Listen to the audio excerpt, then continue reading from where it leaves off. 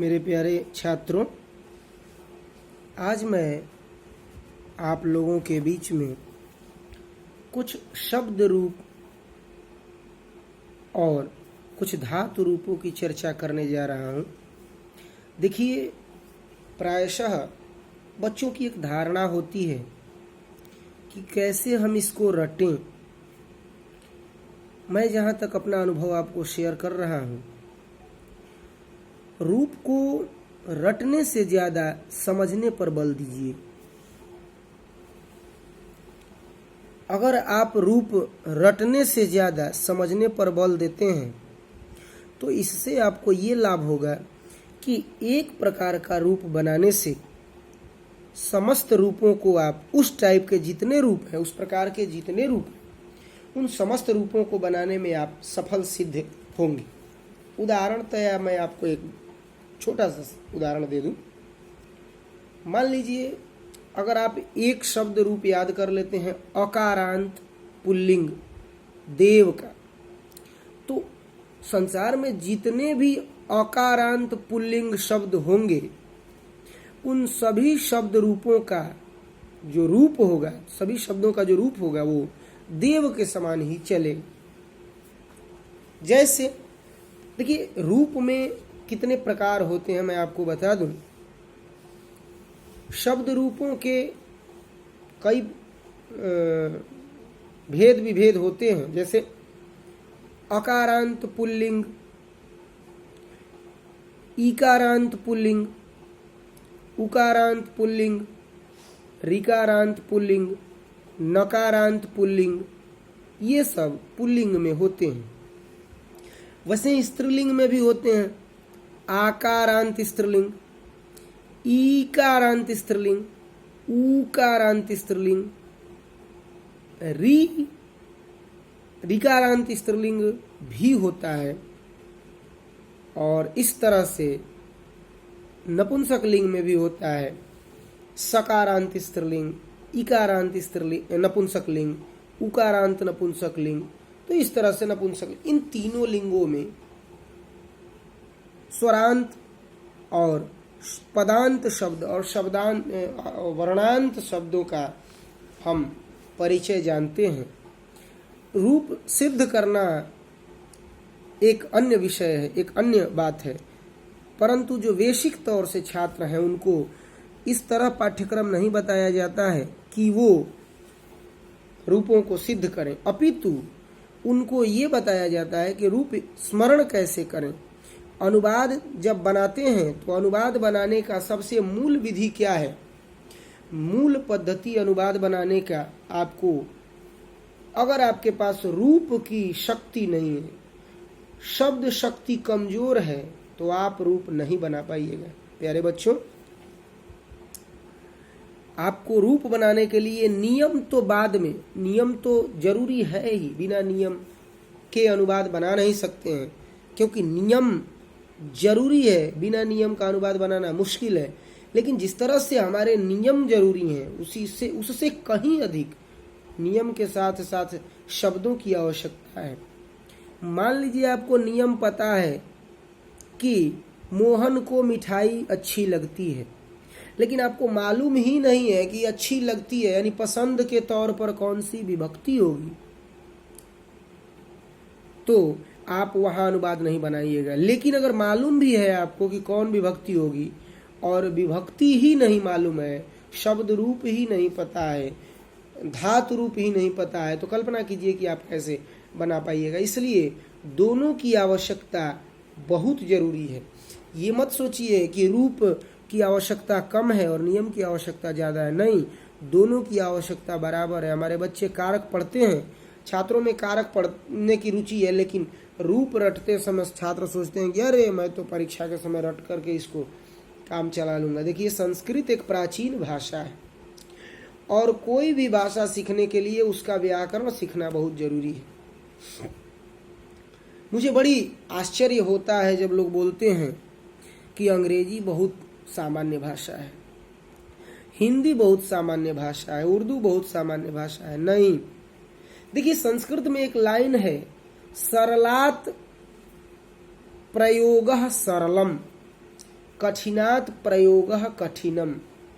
यदि आप संस्कृत भाषा ही नहीं किसी भी भाषा को सरल प्रयोग करते हैं तो भाषा सरल है आपके लिए, लेकिन उसी भाषा को अगर कठिन प्रयोग करते हैं तो वो आपके लिए कठिन है। मैं आपको एक छोटा सा उदाहरण दे दूं। एक सन्यासी जी, एक साधु बाबा जा रहे थे, हिंदी के बहुत प्रकांड विद्वान थे, और एक रिक्शा वाले से बोले, ओ त्रिचक्रिका चालक भाई, मुझे अपने त्रिचक्रिका के ऊपर सवार करके मुझे रेल धूम्र सकटयान स्थानक तक पहुंचा देंगे क्या? तो रिक्शा वाला पहले तो एक बार देखा, फिर बोले, वो त्रिचक्रिका चालक भाई, मुझे अपने त्रिचक्रिका के ऊपर सवार करके धूम्र सकटयान स्थानक पहुंचा देंगे क्या? तब रिक्शा वाला बोला, पागल हो गए हो? तो उन्होंने कहा, भाई साहब मैं तो एक छोटी सी बात कहा, क्या आपने रिक्शे से मुझे आप रेलवे स्टेशन छोड़ दीजिएगा? अब सोचिए, वो कहा कि जरूर जरूर छोड़ देंगे, जरूर। अब सोचिए, वही बात वो बोले, तो वही बात संस्कृत में भी है। संस्कृत में एक छोटा सा वाक्य है, भवतः नाम किम। कितना अच्छा वाक्य है, लोग बहुत आसानी से बता देंगे, मम नाम सुरेश शशिकांत भुवन। लेकिन उन्हीं से जा करके आप पूछिए, महोदय कानि अक्षराणि देशे भवन्तः परिचितानि विलसितानि सन्ति, तब देखिए उनकी प्रतिक्रिया। सीधा कहेंगे कि ये सनक गया है, इसके पास अपना दिमाग नहीं है। तो इसलिए प्यारे छात्रों, आपको ये नहीं देखना है कि कौन कठिन है कौन सरल है। आपको क्या लगता है कि पाश्चात्य जो भाषा है, विदेशी भाषा अंग्रेजी बहुत आसान है? नहीं। संसार में, पूरे विश्व में 3% लोग अंग्रेजी बोलते हैं, लेकिन हिंदी बोलने वाले लोग दूसरे स्थान पर हैं। तो ऐसी बात नहीं है कि कोई भी भाषा कठिन है या कोई भी भाषा सरल है। समस्त आप अंग्रेजी को ही देख लीजिए। अगर आपने कहा कि ओ रिक्शा भाई, ए रिक्शा वाले, थोड़ा मुझे रेलवे स्टेशन छोड़ दो, तो इसमें देखिए रिक्शा भी अंग्रेजी है, रेलवे स्टेशन भी अंग्रेजी है। तो हमारे भारत में ये क्यों इतनी प्रसिद्धि को प्राप्त हुआ, आपको मालूम है? इसलिए कि लोग एक लाइन हिंदी बोलते हैं तो उसमें कम से कम 4 अक्षर में 3 अक्षर, 2 अक्षर अंग्रेजी और 2 अक्षर हिंदी को मिक्स करके बोलते हैं। अरे भाई छोड़ो ना, तुम क्यों मुझे परेशान कर रहे हो, बहुत मुझे टेंशन हो रहा है। ये टेंशन क्या है? टेंशन अंग्रेजी शब्द है। तो ये छोटी छोटी बातों को बोलने से इतना लोकप्रिय अंग्रेजी हो गया है। अगर आप वही जाकर के घर में ये बोलते हैं, माता श्री त्यजतु शिरोवेदना भवति, अगर इसी को आप बार बार कहिए, माता श्री त्यजतु शिरोवेदना भवति, माता श्री शिरोवेदना भवति, अगर नहीं समझ रही है तो कहें माता श्री शिरोवेदना भवति, आराम से समझ जाएंगे।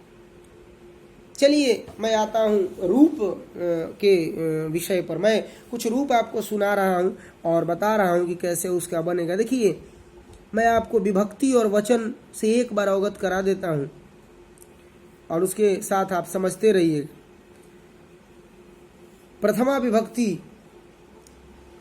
देवः देवौ देवाः, इन तीनों वचनों में देवः एक वचन, देवौ द्वितीय वचन और देवाः बहुवचन।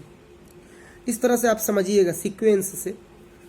देवः देवौ देवाः प्रथमा।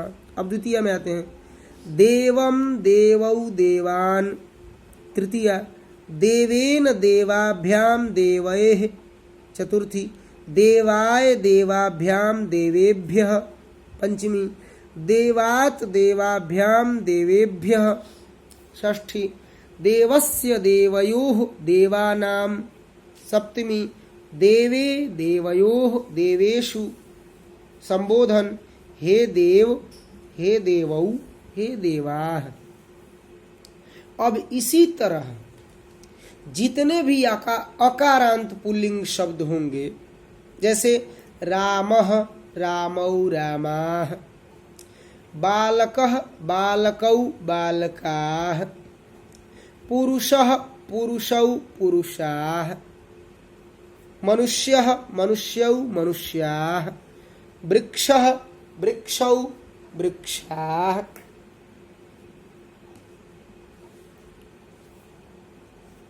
रावणः रावणौ रावणाः। इस तरह से अकारांत पुल्लिंग में जितने भी रूप होंगे चलेंगे।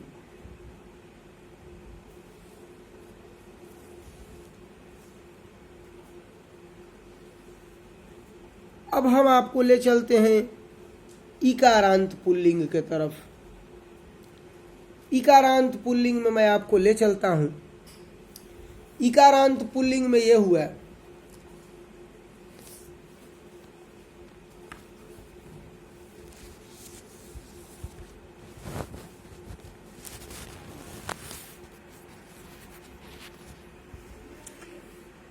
मुनि मुनि मुनयः, मुनीम मुनि मुनि,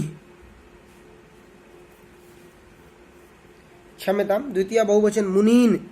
अब तृतीया में आते हैं मुनिना मुनिभ्याम मुनिभिः, चतुर्थी मुनेः नहीं मुने नहीं मुनये मुनिभ्याम मुनिभ्यः, पंचमी मुनेः मुनिभ्याम मुनिभ्यः, षष्ठी मुनेः मुनयोः मुनीनाम, सप्तमी मुनौ मुनयोः मुनिषु।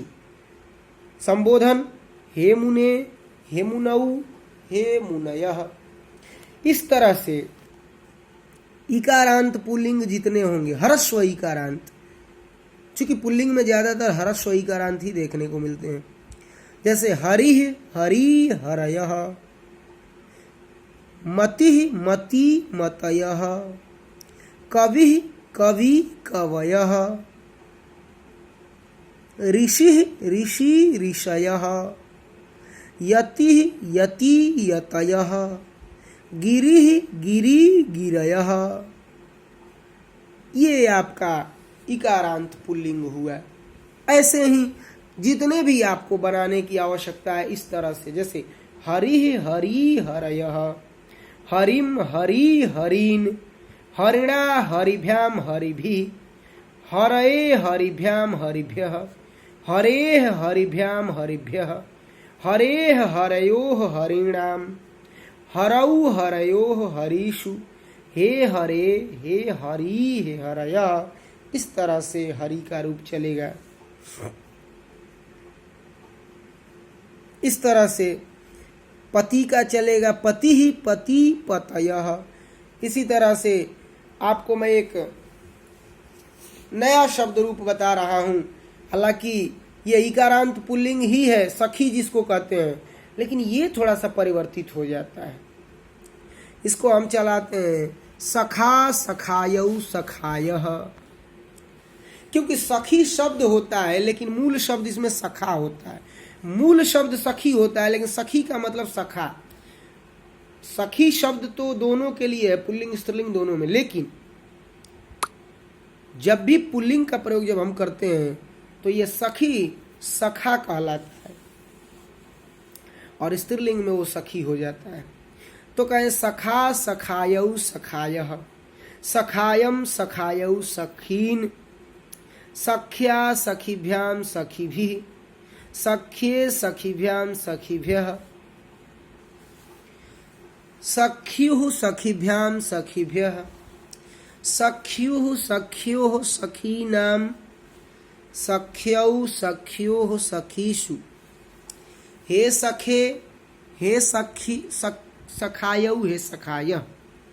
इस तरह से सखी का रूप चलता है। देखिए हमें अर्थ भी देखना है, जैसे हरि का अर्थ अगर हम निकालेंगे तो हरि ही निकलेगा, इसलिए इकारांत। मति का निकालेंगे मति। अगर सखी का अर्थ निकालते हैं तो सखी पुल्लिंग में नहीं होता है, सखी स्त्रीलिंग में होता है, पुल्लिंग में सखा बन जाता है, इसलिए उसका रूप चलता है सखा सखायौ सखायः। हमारे यहाँ गाना गाने की भी पद्धति है रूप में, ठीक है, उसका वीडियो मैं आपको बना के अगले वीडियो में डालूंगा। अभी मैं आपको ले चलता हूँ उकारांत पुल्लिंग पर। उकारांत पुल्लिंग पर ले चलता हूं